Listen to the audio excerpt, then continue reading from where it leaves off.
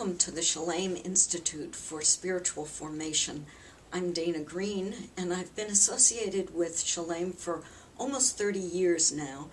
I'm the Dean Emerita of Oxford College of Emory University, and I'm here today with my dear and old friend, Tilden Edwards, and we're going to be discussing his new book, Embracing the Call to Spiritual Depth. Welcome, Tilden. I've followed your writing for many years, and I know your last book was written about 10 years ago, and now you've produced a new one. Why did you write this particular book? Well, Dana, it's been a long 10 years, and much has evolved in my own thinking and experience. And I've especially come to see how vital contemplative awareness is, not only for personal spiritual well-being, but also for societal well-being. Without contemplative awareness, we're so much more susceptible to that ego level of awareness that's so dominated by our fears and our grasping for control, our sense of fragility and defensiveness. And contemplative awareness breaks through that identity barrier and allows us to see who we are at a deeper place where we're so much more free to listen, to connect with the wisdom and the love that our scriptures say are the foundation for our lives, and that's the power that sustains us day by day. The book is called Embracing the Call to Spiritual Depth, and at the heart of that is this question of contemplative awareness. Now, I'm going to ask the hardest of questions, the question about definition. What is contemplative awareness? How would we grasp and define that? We talk about it in many ways, but let me just say at its simplest, I would say that contemplative awareness is a deep heart awareness. It emerges from being in touch with reality from a different faculty of knowing in us than our thinking minds. It emerges from the place that the early desert mothers and fathers would call the spiritual heart, that place in us where we have this intuitive, receptive awareness, this knowing of reality that's different from the way our rational thinking works, even though at their best our rational and our heart awareness will form a good marriage together. That's not easy, but it's possible. And it's important to realize that usually when we use that word heart today, we're thinking about our will and our feelings. But here we're talking about the heart as a quality of awareness, as a way of seeing, a way of knowing reality. And that knowing of reality has a way of affecting the way we live and see day by day in our lives.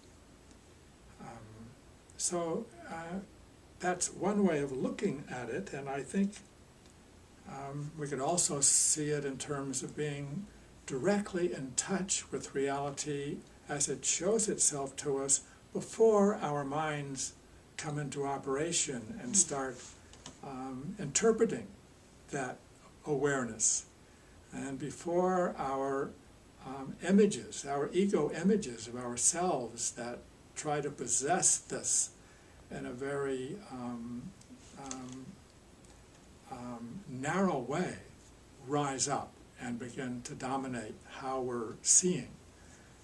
and acting, so that this becomes a quality of presence that leads to a vulnerability to that larger presence that I trust and my faith is always in us and around us, and indeed which we're part of, which we're an expression of that larger awareness. Every writer has something in his mind about what he wants his readers to take away. And of course the readers will take what they can take away.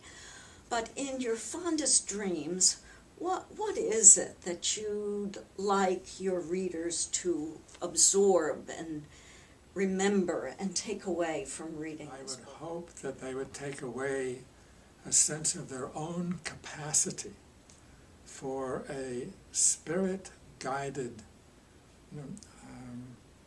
awareness, a spirit-guided capacity to be present and listen deeply for that which is really called for at a given time, not only alone in their personal life, but also when they're with other people. Taking away a sense that with other people there can be a way of listening deeply that transcends that ego level of awareness that is so constricting, and even transcends our rational thinking level of awareness, which is a great gift, but which has its own limitations when it's cut off from that deeper intuitive awareness that leaves us so much more vulnerable to the larger presence that God's Spirit is in us and around us.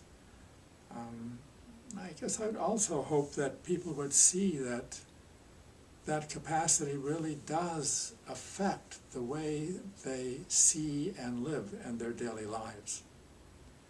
That they come to realize that we really are mutually indwelling in that larger presence all the time, that we're never separate from it except in our blind consciousness. There's a sense of mutually belonging with the whole family of humankind, and indeed with the whole family that is the created universe, including our own earth here. And that sense of mutual belonging leads us into being present in a sense that what's before us is a mirror that includes us, that we're part of, and what we see is part of us.